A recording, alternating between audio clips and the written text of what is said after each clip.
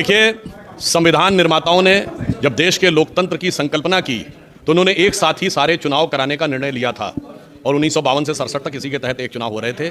देश के आर्थिक विकास के लिए, कंसंट्रेट होकर काम करने के लिए, देश के आर्थिक संसाधनों का बेहतर समन्वय के लिए, राजनीति के में स्वस्थ प्रतिस्पर्धा और एक दूसरे के प्रति, यानी एक बार सेलेक्ट हो जाए फिर सारे मुख्यमंत्री और प्रधानमंत्री मिलकर काम करें और समाज में सामाजिक समरसता बेहतर रहे ताकि चुनाव का जो एक सरचार्ज एटमॉस्फेयर होता है वो बार बार ना आए। इन सब के लिए ये आवश्यक है और इसीलिए माननीय प्रधानमंत्री जी ने और हमारी सरकार ने कमेटी का गठन किया है और यह कमेटी के गठन के अनुसार एक देश एक चुनाव का जो विचार है ये संविधान के निर्माताओं के मूल भाव के अनुरूप है। और जो लोग इसका विरोध कर रहे हैं उन्होंने हर नए प्रयास का विरोध किया था।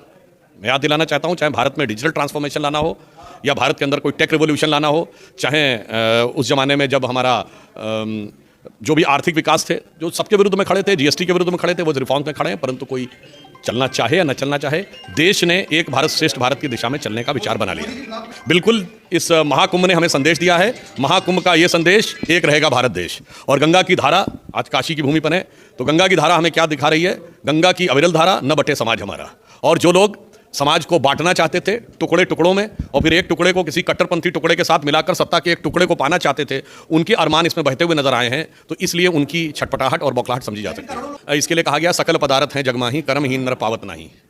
देखिए, ये देश वो है जहां पर कि किसी भी चीज में जड़ता नहीं है। कठमुल्ला शब्द का अर्थ होता है यानी जो काठ का बना हुआ हो, जिसके अंदर कोई परिवर्तन नहीं हो सकता। परंतु भारतीय समाज या हिंदू समाज या सनातन धर्म तो है, यह निरंतर प्रवाहमान है जो हर प्रकार के विचार का स्वागत करता है, जो वेदों के उद्घोष को मानता है। आनो भद्रः कृतवो अंत विश्वता, यानी let the noble thought come from all the side. हम किसी का विरोध नहीं करते। तो मुझे लगता है जो आज के युग का जो शाश्वत धर्म है वो हिंदू धर्म और सनातन धर्म उसी दिशा में आगे बढ़ रहे हैं। जो कुंभ का पर्व हमारी धार्मिकता, हमारी सांस्कृतिक एकात्मता, हमारी वैज्ञानिकता और हमारी सामाजिक समरसता का यह प्रतीक था, जिसे एक पंक्ति में कहना चाहूंगा। इस कुंभ ने संदेश दिया है कि जाति, प्रांत और वर्ग भेद के भ्रम को दूर भगाता है। सबके मन का भाव एक है, सबकी भारत माता है। अनेकता में ऐक्य मंत्र को जन जन फिर अपनाता है। देखो प्यारा देश हमारा आगे बढ़ता जाता है। एक पंक्ति में कहता हूं, भारत मां अंगड़ाई लेती, सुप्त चेतना जाग रही और ऋषि मुनियों की देवधरा फिर अपना रूप संवार रही।